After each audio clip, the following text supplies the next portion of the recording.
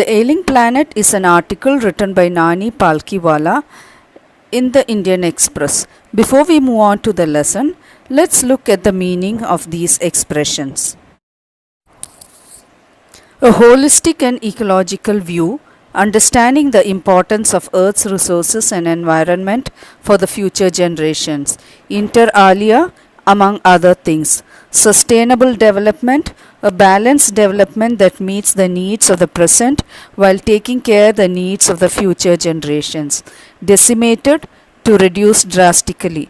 Languish, lot of species are neglected or go unnoticed. Catastrophic depletion, a disastrous and harmful reduction in the number of something. Ignominious darkness, disgraced or dishonored as nobody has knowledge about them or is enlightened about them. Transcending concern, a concern that is beyond boundaries. One cannot recall any moment in the world history which has gripped the imagination of the entire human race so completely and so rapidly as the Green Movement, which started nearly 25 years ago. It is nothing but a movement which gives more importance for the planting and growing of more plants and trees so that the environment is protected. So he says that this green movement started around 25 years ago, and this had captured the imagination and hearts of all the people around because they knew that this green movement is something very important, and that is the only one that can save the planet from depletion of its natural resources. In 1972, the world's first nationwide Green Party was founded in New Zealand. So the Green Party was first founded in the year 1972 in New Zealand. Since then, the movement has not looked back. So from then onwards, the movement has only taken more momentum and did not have a chance to stop its procedures or its functions. We have shifted our hopes irrevocably from the mechanistic view to a holistic and ecological view of the world.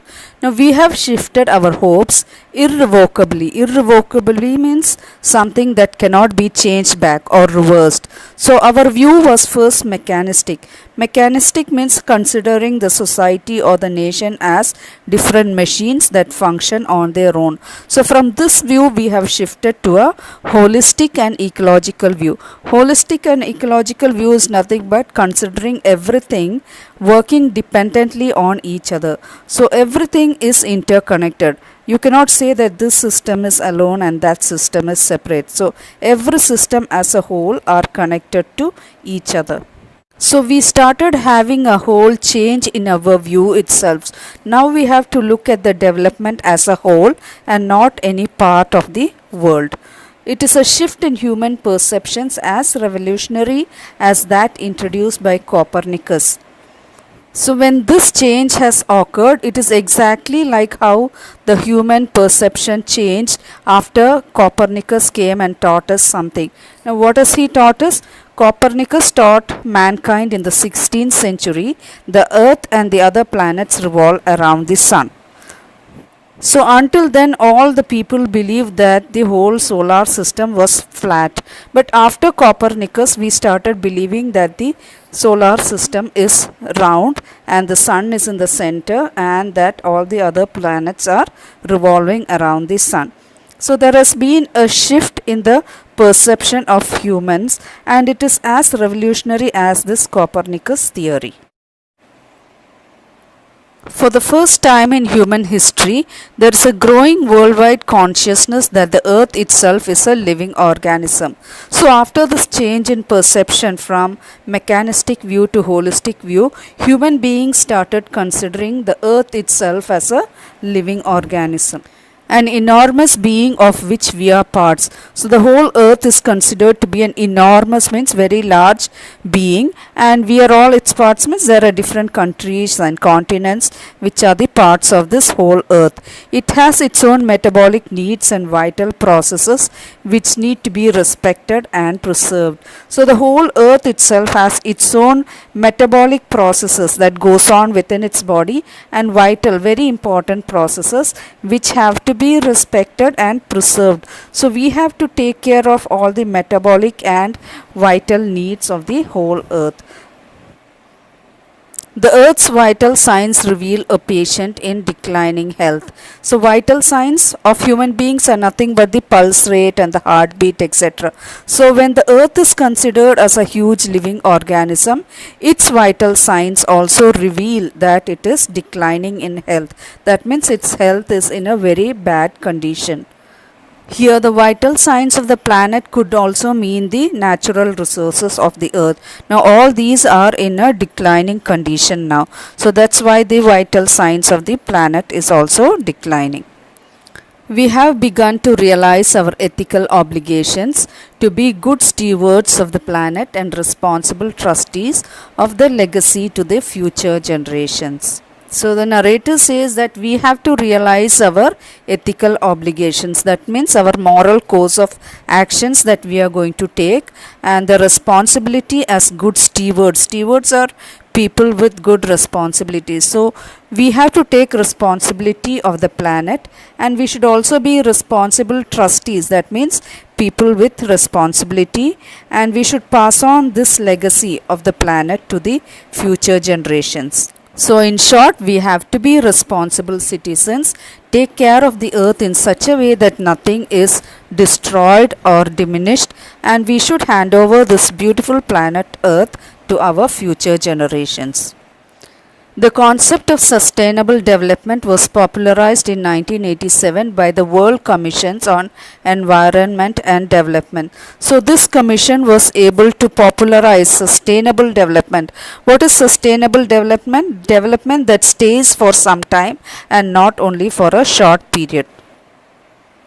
In its report, it defined the idea as development that meets the need of the present without compromising the ability of the future generations to meet their need. So that is what I said. So it is development, it's not only for the present but also for the future, without stripping the natural world of resources future generations would need. So whatever development is going to take place, it should be careful not to deplete the natural resources of the world, so that even the future generations can enjoy all these at any point of time.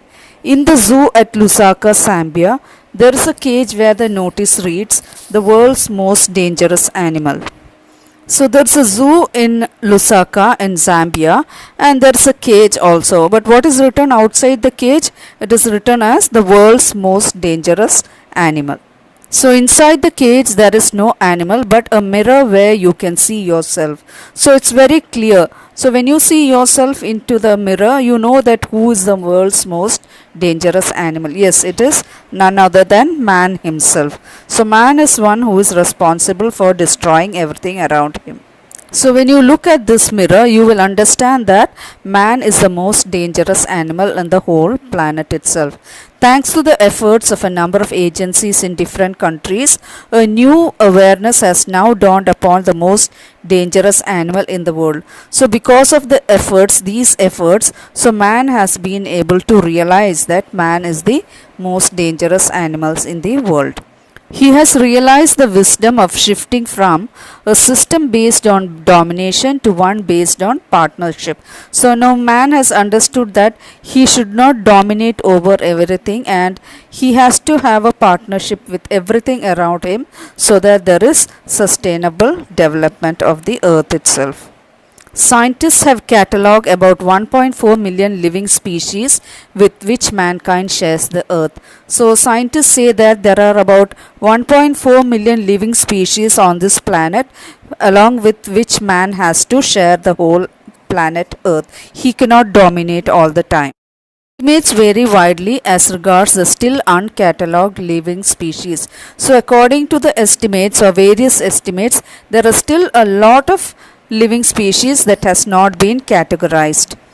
Biologists reckon that about 3 to 100 million other living species still languish unnamed in ignominious darkness. So according to the biologists, there are still 100 million of living species that are becoming weaker. Languish means becoming weaker because they are still unnamed in ignominious darkness. That means nobody knows about them and hence they are disgraced.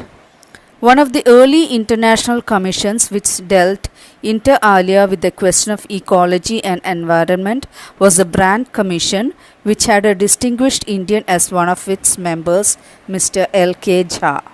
The Brand Commission was responsible for looking into the ecology and environment, and it had one Indian member, and his name was Mr.